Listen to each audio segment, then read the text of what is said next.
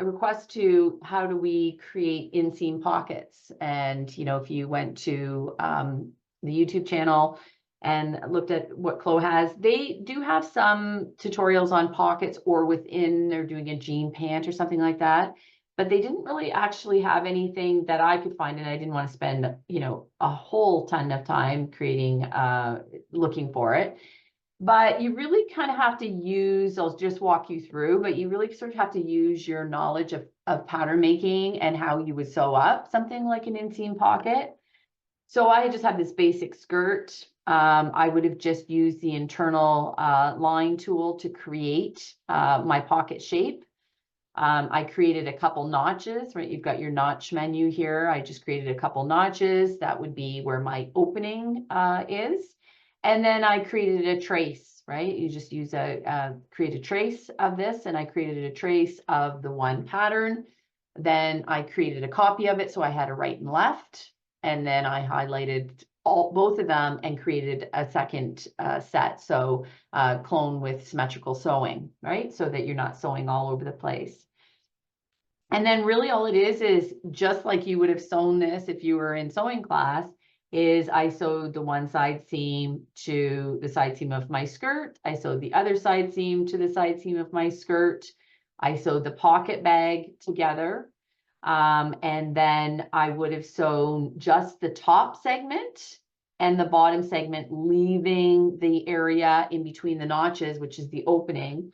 And then that's where you get this opening that shows where that is. And then what I did was I actually sewed the top edge of the pocket to the top of my skirt. Okay, so that's it. So it's not really, you know, like you have to kind of look at how you know you would create it manually and figure out how am I going to create it here. So that would be kind of it. I mean, you might want to go in and measure how big your pocket is. I just sort of free-handed it, but that's basically it. It's like a master pattern where you're creating your line for your pocket bag, your notches that are your opening, which, you know, usually you want at least 6 inches there, and then creating a trace, and then creating all the copies that will then symmetrically sew back into the garment.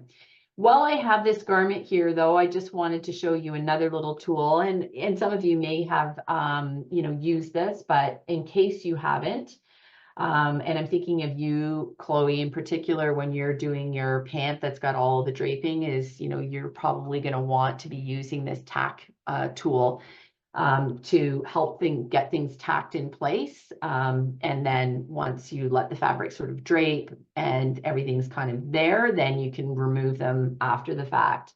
But so the tack tool is in the 3D window. So if you hover over, it's in the first row, kind of about halfway down. And there are 2 options, tack, and tack means that you're tacking like fabric to fabric. And then tack on avatar. So that's literally how it sounds. You're tacking it on the avatar. So let's say this skirt was falling down on me, which it is a little bit. I might want to go tack on avatar, and I'm going to, you know, probably zoom up, and I'm going to literally tack on my skirt. And I wouldn't want it to go too far away, but I'm going to put a couple of tacks. And that's going to allow me, while I'm working on this, that's not going to be a fix to make the fit better. This is just sort of a temporary, I'm probably going to maybe create a waistband now. Maybe I'll ease the skirt, or maybe I'll play around with, you know, that I'm going to fix that the skirt is a little tighter and it's not dropping down, whatever you're doing. And then when you simulate, it kind of will hold things in place. So it'll bring it in place. And then you just go in and delete them after the fact. Okay, so that's a really helpful tool to sort of tack the garment literally to the avatar, or if I had the top bodice here and I wanted to sort of tack it temporarily while I was trying to do something. Sometimes we use it to tack things like if a collar is flying away, we actually kind of go underneath it and tack that corner down to make it kind of stay. So sometimes we do use those to tack things. So that was just one thing that I wanted to show you. The other one, and again, I'm not sure if you guys have done this this particular workshop, or like through CLO. It's sort of in the area of where you're learning how to position all your pattern pieces with the, with all the dots, right? It's doing that, and then learning how to sew using the different sewing tools. But this was a really good one because anybody that's doing, patterns that are really large or very irregular in shape so that they are not just a nice flat front and back. So this would be a dirndl skirt. Okay, so two really, really large pattern pieces that are going to get gathered to the waistband to create the skirt. And so if I was to use my arrangement points and try to arrange it, so if I tried to do this, what would happen is it wraps around, right? And that's not what we want, right? So that it doesn't understand this big pattern piece, it's just trying to wrap it around the body. So that would be, this would be one of those sort of weird ones that you want to kind of play around with. So this is where you would work with the gizmo, okay? Because right now, if I was to just hit simulate, I'm sure that most of you can guess, it's going to crash. So it's very far away from the body right now. Also, the sewing lines have, like, the hands are going through the sewing lines. You could try to do a new position and move her hands out of the way, but even then the pattern pieces are sort of colliding with each other. So this is where you want to use the gizmo tool. And so you would select on that piece and you would get the gizmo tool that you can then position it, right? And so I'm sure you guys have been practicing with this, but it goes in all directions. So you kind of have to figure out, which direction, and do I just want to move it up? Do I want to move it down? For sure, we want to move it down out of the way of her hands. But we probably also want to rotate it, right? So you're finding the right orb that's going to help you rotate that pattern piece around, right? So figuring that out. And so once you get everything kind of positioned that the hands aren't in the way, basically you're going to have two long pattern pieces that are going to be sitting at the side seam. Then you can simulate and the skirt will come together. So that's another one. This last one I wanted to show you, this is about changing the size of the avatar. So I mentioned in the last couple of sessions that you can go on WGSN. Chloe, I think you said you're having a problem getting on it, and it's probably because you need to log in at Fanshawe at least once, or be connected to VPN, which is not really possible for you to do when you're setting up your access. Once that's set up, then you can work remotely and access that. But WGSN has all of those 3D resources that you can download, and then you can bring them into CLO. So they save them without the avatar, so you would need to bring them in.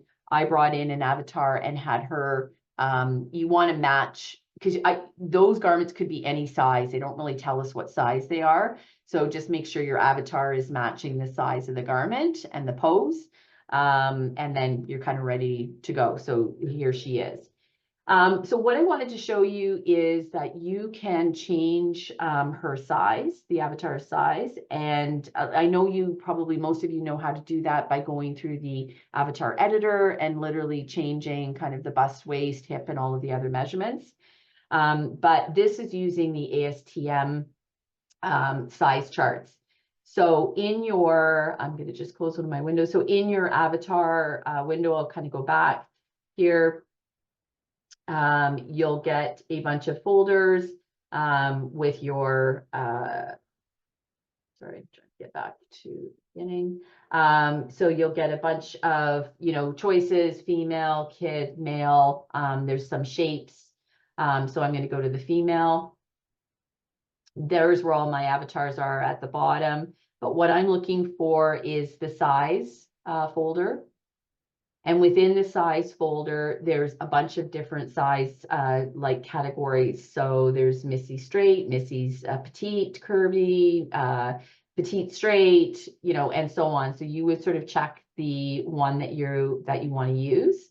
So I'm going to use the ASTM plus curvy. And when I open that, you'll see that there's a 14, 16, 18, 20, and 22, 24. So you would choose which size that you're using. So I'm going to take the 24. I'm going to literally drag it on top of my avatar. So you'll notice that, oh, actually it worked pretty good. But I'll show you what usually the garment just sort of like hides. It looks like it's gone, or it sort of rips, right? Because we're taking a much different size body and putting it into a garment that doesn't fit them. So this one actually wasn't too bad. But what you can do is you can use the it used to be called auto grade. It's now called auto fitting. So it's back in the 2D window. It's the very last icon in the first row. So if you select that, it's going to say you want to maintain everything. You're going to say yes to everything.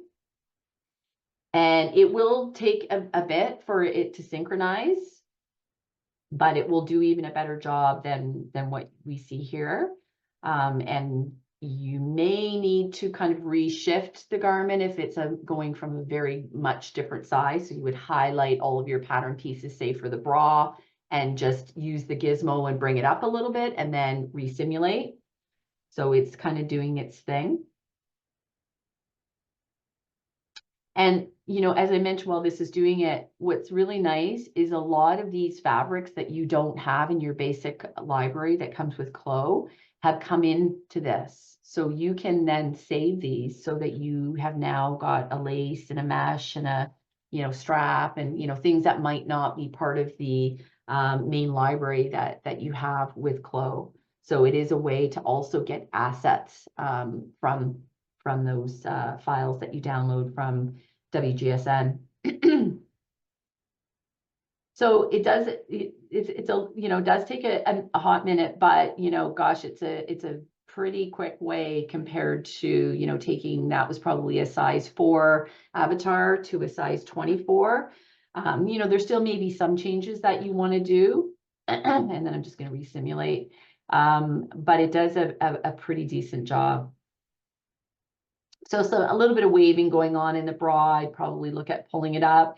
And then of course this, and her straps are kind of twirling, right? I'd probably strengthen those and then resimulate. But the other thing that I'm not sure if you guys are aware of is that there's some older avatars that when you click on them in the properties menu, so let me just get a simulate, because her black bra and panty are kind of distracting for this particular outfit. So when you click on her, she comes up, she's Naomi.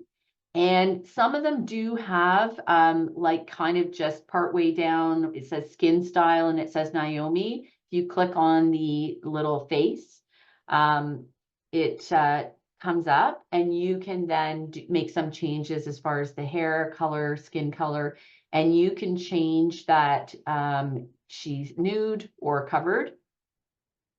And you can change the eyebrows and the lips, right? You could change to, and then hit okay. A lot of that's not how you take the bra and panty off in a lot of the avatars. Some of them will allow you to do that, and actually it didn't actually even update. How you do that is we need to be on the avatar and in the avatar properties like we were just a moment ago.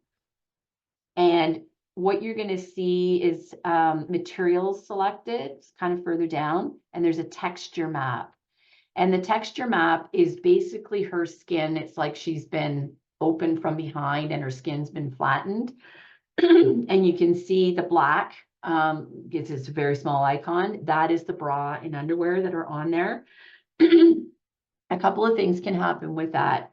You can get the texture editor that is in your properties here and just update it to be nude. You can also take this with the little arrow and open with Photoshop or Illustrator and further make modifications. This is how one of my students from last year went in with the face and edited to have like not just a new lip, a whole makeup thing went in there. But you know, if you wanted to add blemishes or scars, or you know, make this body more realistic, you could take that skin into Photoshop or Illustrator and further edit that.